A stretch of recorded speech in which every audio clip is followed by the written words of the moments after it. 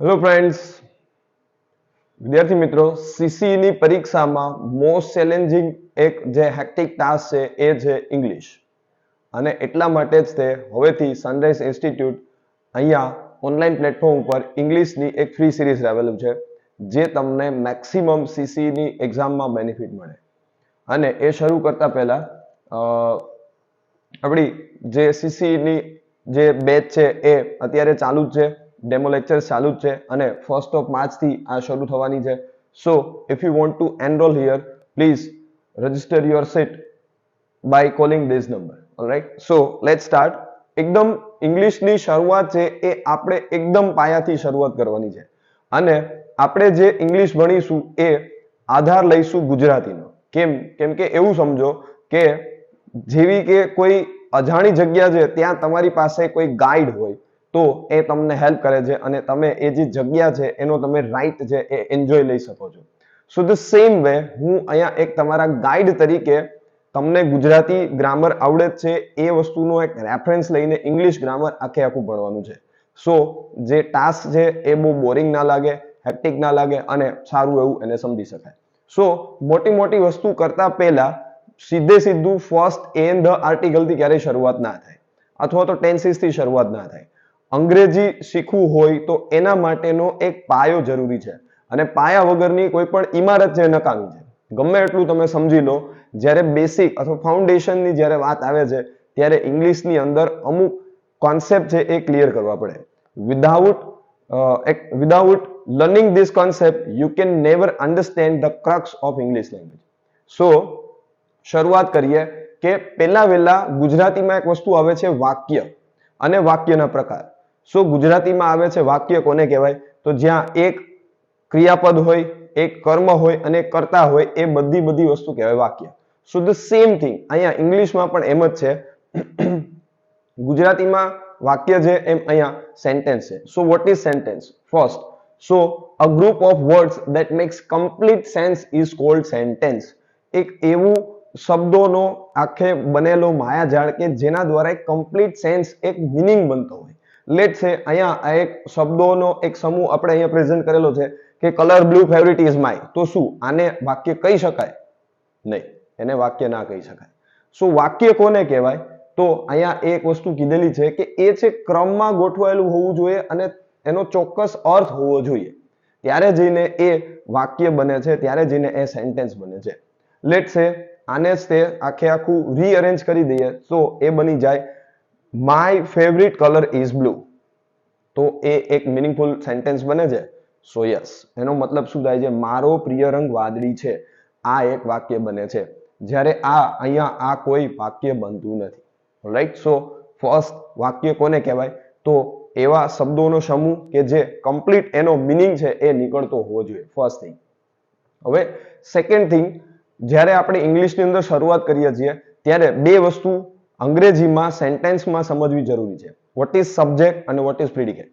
સો અહીંયા એ જ વસ્તુ આપેલી છે કે વાક્યના બે વિભાગ હોય છે, એક છે સબ્જેક્ટ અને એક છે પ્રિડિકેટ. સબ્જેક્ટ એટલે કર્તા અને પ્રિડિકેટ એટલે વિધેય. સો બંનેમાં ફરક શું છે? તો સબ્જેક્ટ એટલે કર્તા અને જે કર્તા વિશેની માહિતી આપે છે ને that is predicate. Right, so simple અહીંયા આપેલું છે કે પ્રિડિકેટ એટલે એવા શબ્દોનો સમૂહ જે સબ્જેક્ટ વિશે માહિતી પૂરી પાડે છે. ફોર એક્ઝામ્પલ, અહીંયા એક સેન્ટેન્સ લીધેલું છે કે વી પ્લે ક્રિકેટ ડેઈલી.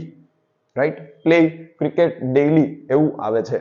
સો અહીંયા એ આખે આખું વી છે એ સબ્જેક્ટ છે. કેમ કે એ કરતા છીએ, વી એટલે અમે. પ્લે વર્ડ મિસિંગ છે. સો પ્લે ક્રિકેટ ડેઈલી છે એ પ્રિડિકેટ આવશે. રાઈટ, અને સેકન્ડ સેન્ટેન્સ છે he gets up early in the morning. તે સવારમાં વહેલો ઉઠે છે. સો અહીંયા he means what? તે છે એ સબ્જેક્ટ છે અને બાકીનું સબ્જેક્ટ વિશે આખે આખું જણાવે છે. That is predicate. સો મોટું એટલું સમજો કે સબ્જેક્ટ કોને કહેવાય? કર્તા. જે ક્રિયા કરનાર હોય એને કર્તા કહેવાય. સો ધ સેમ થિંગ, એ જ વસ્તુ ઇંગ્લિશમાં એને સબ્જેક્ટ કહેવાય. જે કર્મ છે એ અહીંયા ઓબ્જેક્ટ કહેવાય અને જે ક્રિયાપદ છે એ ઇંગ્લિશમાં છે વર્બ બને છે. રાઈટ, અને એના જ આધાર ઉપર આ આખે આખું સેન્ટેન્સ બને છે. અને એ એક મીનિંગફુલ સેન્ટેન્સ બને છે, right. So first of all again let us revise. એકદમ શરૂઆત કરીએ પહેલેથી જ. તો સેન્ટેન્સ કોને કહેવાય, પછી એનો મીનિંગફુલ કોઈ સેન્સ નીકળવો જોઈએ, ત્યારબાદ સબ્જેક્ટ કોને કહેવાય, પ્રિડિકેટ કોને કહેવાય.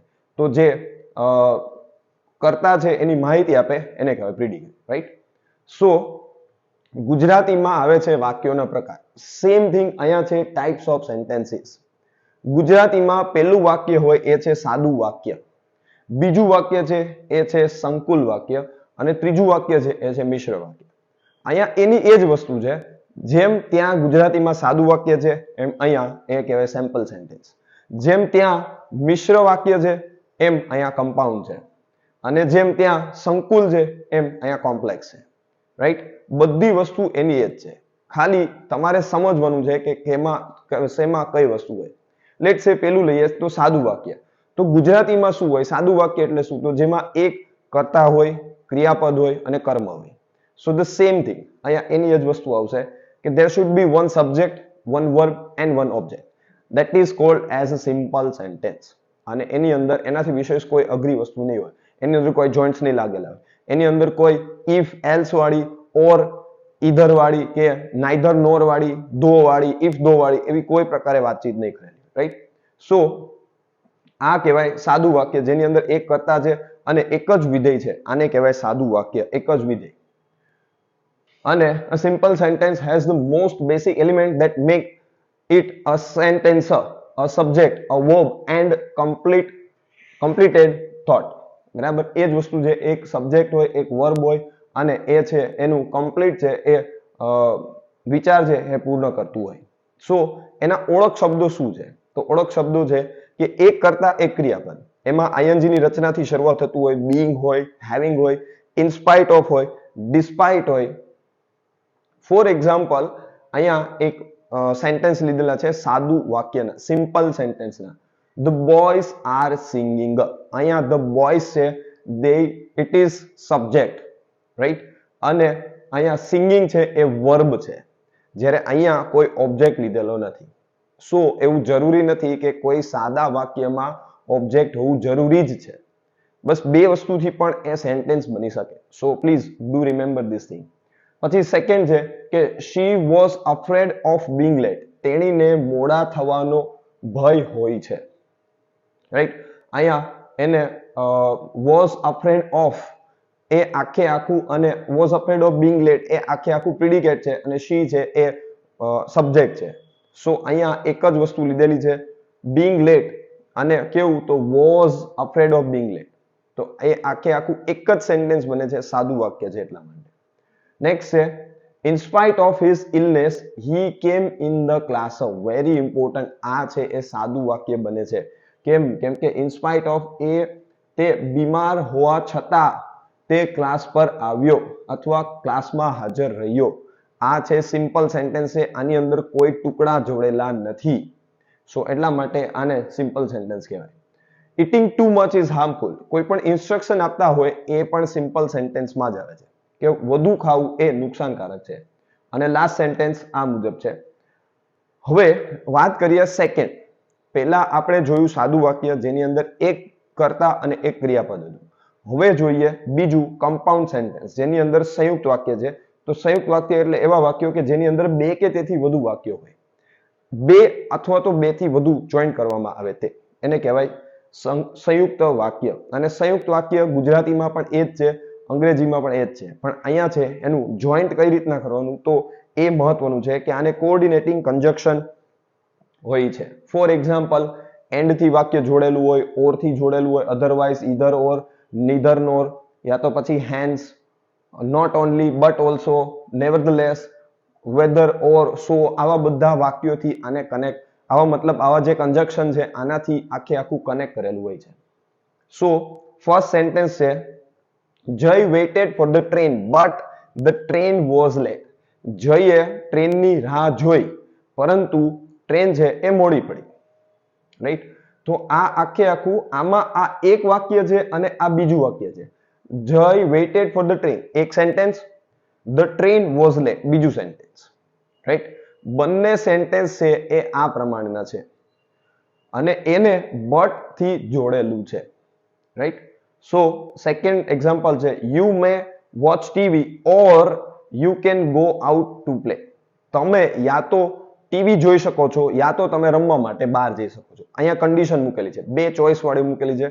એટલા માટે જો અહીંયા બે સેન્ટેન્સ શું બને, you may watch TV first, અને બીજું સેન્ટેન્સ બનાવવું હોય તો શું કે you can go out to play, રમવા માટે બહાર જઈ શકો છો. પણ બંનેને એક સાથે જોડી દેવા હોય તો અહીંયા એ જ વસ્તુ ઓર થી લગાડેલી છે, અથવા કરીને લગાડેલી છે. સો એક સેન્ટેન્સની ટાઈપ છે સિમ્પલ, એ ફિનિશ થઈ. બીજી સેન્ટેન્સની ટાઈપ છે કમ્પાઉન્ડ, એ ફિનિશ થઈ. અને હવે ત્રીજી સેન્ટેન્સની ટાઈપ જે છે કોમ્પ્લેક્સ, અથવા ગુજરાતીમાં એને કહેવાય મિશ્ર વાક્ય. હવે મિશ્ર વાક્ય છે ને એની અંદર આ જ પ્રમાણે જટિલ વાક્ય અથવા મિશ્ર અથવા સંયુક્ત આવશે. આની અંદર પણ એની જ વસ્તુ હશે કે બે કે તેથી વધુ મૂકેલા હશે, જેમાં એક મુખ્ય વાક્ય હોય અને એકથી વધારે ઉપવાક્ય હોય. આ વસ્તુ મહત્વની છે. પેલામાં શું હતું, એક વાક્ય હતું અને બીજું વાક્ય હતું, બંને ઇન્ડિપેન્ડન્ટ હતા. જ્યારે અહીંયા શું છે, એક વાક્યના આધાર ઉપર બીજું વાક્ય હશે. So a main sentence and a sub sentence, એવી વાત કીધેલી છે. અહીંયા એક વાક્ય હશે અને એક ઉપવાક્ય હશે, જેને શું કહેવાય, સબઓર્ડિનેટિંગ કન્જક્શન પણ કહેવાય. અને એને જોડી શકે ઇફ થી, ધો થી, બીકોઝ થી, આવી બધી શરતોથી જોડી શકે. અહીંયા શરતો આધારિત જોડાયેલા છે. જો તમે નહીં વાંચો તો તમે પરીક્ષામાં ફેલ થશો, જો તમે મહેનત કરશો તો તમે પાસ થશો, જો સારા કર્મો કરશો તો સારું ફળ ભોગવશો. આવા જે બધા શરતોને અથવા એકબીજા આધારિત જે વાક્યો છે ને એને જ કહેવાય કોમ્પ્લેક્સ સેન્ટેન્સ. બસ આ મેઇન વસ્તુ યાદ રાખજો. વિદ્યાર્થીઓને આ વસ્તુ નથી ખબર પડતી. એકબીજાથી અલગ છે એ બંને છે એ કમ્પાઉન્ડમાં આવશે, અને જે એકબીજાથી જોડેલા છે that is called complex sentence, right. So આનું લઈએ કે સાદા અને સંયુક્ત વાક્યમાં આવતા હોય, કન્જક્શન સિવાયના તમામ છે એ કન્જક્શનના સંકુલ વાક્ય આવે. For example, I don't know why he has resigned. જો હવે આમાંથી વાય કાઢી દઉં ને તો આખે આખું મિનિંગ છે લેસ થઈ જાય. આઈ ડોન્ટ નો, મને ખબર નથી. શું ખબર નથી? તો અહીંયા આપેલું છે હી રિઝાઇન્ડ, મને ખબર નથી કે તેણે શા માટે રાજીનામું આપ્યું. હવે જો આને હું વાય હટાવી દઉં ને તો વાક્યના બે ટુકડા થઈ જાય અને એના બંને છે એનો એ પ્રમાણેનો મિનિંગ છે એ નીકળી જાય. આઈ know that he is sad, હું જાણું છું, મને ખબર છે કે તે દુઃખી છે. હું જાણું છું કે તે દુઃખી છે. બસ આમાં તે ધેટ થી જોડેલું છે. હવે જો ધેટ ને હટાવી દેવામાં આવે તો બે સેન્ટેન્સ છે એ ટુકડા થઈ જાય અને એનો કોઈ મિનિંગ રહેતો નથી. ઓલરાઈટ. સો ત્રણે ત્રણ સેન્ટેન્સ ખાસ યાદ રાખજો. સિમ્પલ સેન્ટેન્સ કોને કહેવાય, કમ્પાઉન્ડ કોને કહેવાય અને કોમ્પ્લેક્સ કોને કહેવાય. હવે આ આખી બેસિક એક્સરસાઇઝ જોયા પછી આની પ્રેક્ટિસ કરવી જરૂરી છે. જો પ્રેક્ટિસ નહીં કરો તો ગમે એટલો કોન્સેપ્ટ શીખી લીધા પછી પણ તમારી ગ્રીપ નહીં આવે. અને જો ગ્રીપ નહીં આવે ને તો એક્ઝામમાં જ્યારે તમે એ અટેન્ડ કરવા બેસશો ને ત્યારે વસ્તુ કરેક્ટ નહીં થાય. અને યા તો કરેક્ટ થશે તો ઇટ ટેક્સ વેરી ટાઈમ. સો એના માટે સમય ના જાય. એના માટે ધીસ આર 5 પ્રેક્ટિસ ક્વેશ્ચન્સ. અને આની જે લિંક છે એ ટેલિગ્રામ ગ્રુપની અંદર આના આન્સર છે એ મળી જશે. કયું સેન્ટેન્સ છે, શું છે. સો એની બેઝ ઉપર તમે છે એ પ્રેક્ટિસ કરી શકો.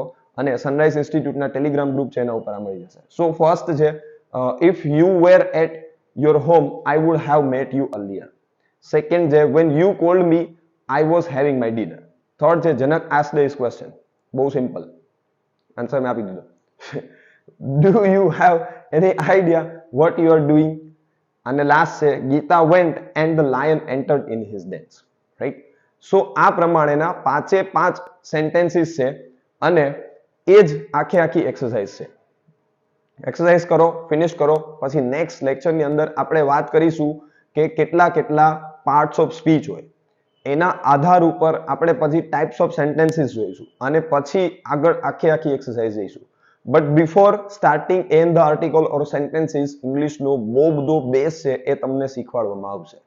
સો stay tune with us. And if you think that this content may helpful in your curriculum, so share with your friends and let us know your review. All right. Thank you so much.